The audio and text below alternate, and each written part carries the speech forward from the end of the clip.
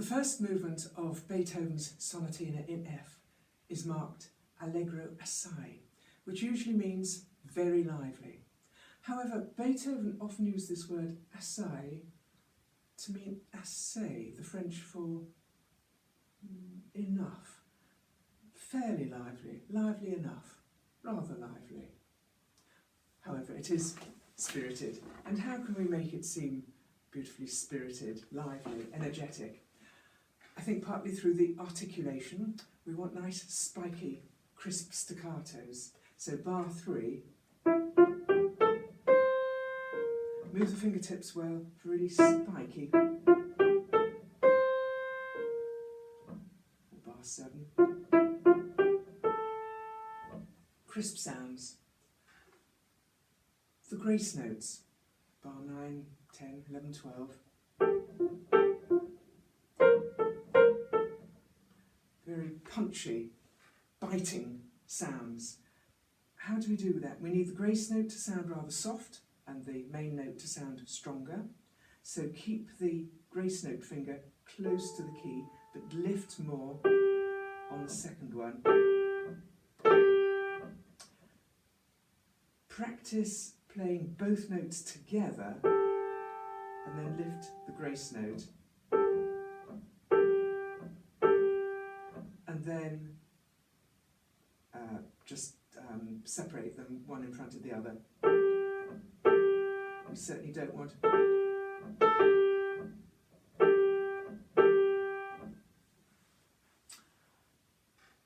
listen for the contramotion between the hands at bar 3. We've got the left hand. Bottom notes if you miss out the repeated thumbs. And put the thumbs in. Lovely direction, movement of the piece there. Be very aware of the rests, particularly in the left hand. We have a crotchet followed by a crotchet rest quite often. Be very precise about coming off cleanly at exactly the right time. In most classical music, we need to be very precise about the rest. It's just as important to come off the rest at exactly the right time. Sorry, come off the note, the previous note at exactly the right time, as it is to play the note at the right time. So in the left hand from the beginning, off.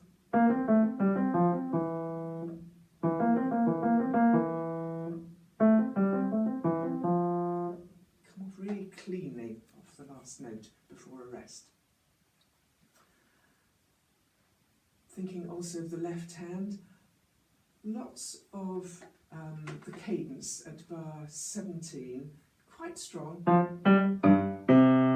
We've modulated from F major at the beginning to C major, and we need to hear. There we are. And when it happens at the end of the recapitulation, we're back in F major, bar 59. So quite clearly strong there. There's some gorgeous part playing towards the end of the development section. Let's take it from bar 34. Here's the left hand.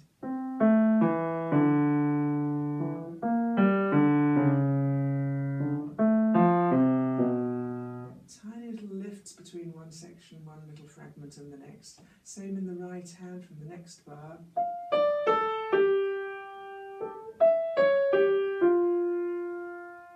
So together that sound.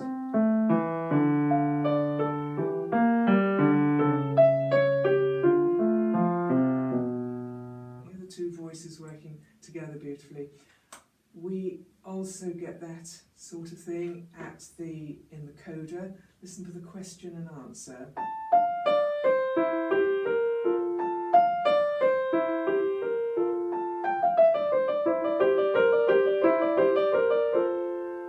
Balance the voices beautifully. Shape the voice as well. Dynamics. How literal do we want to be about the dynamics? Now in my Henle text edition, The first 2 bars are marked forte, the next 2 piano, the next 2 forte, the next 2 piano. Do we want to be literal?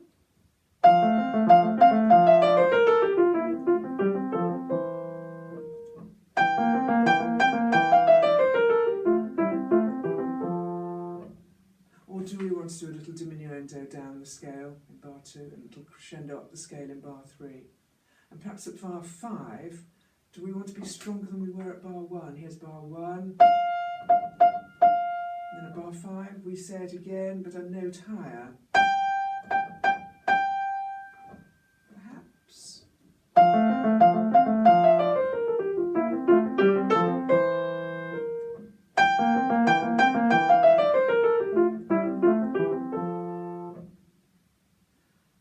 You must decide just how you wish to shape it, how much variety you wish to put in there.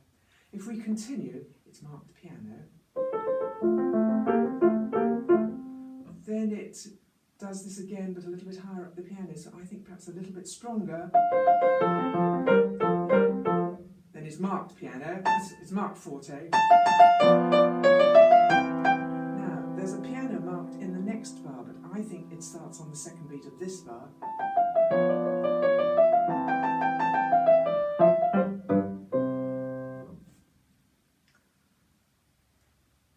In the development, towards the end of the development, we start piano, then it grows and it gets stronger, so that's from bar 39, it starts soft, and then it gets stronger up to bar 43, and continues stronger, I think, and then at 47 it starts to diminuendo down, and then by the time we get to the recapitulation at bar 50, it's marked piano. I think we probably want a little breath before we start the recap, which is a truncated recapitulation. We've got the pieces in sonata form. We have the first subject in F major and the second subject ends up in C major, the dominant. We have the development, modulates a little bit, and then we have at bar 50, we have the recap in F major, as it should be, but modulating, doing funny things. But we start off, we don't recapitulate the first subject, only the second subject, which is interesting. So if I go from bar 39, starts piano,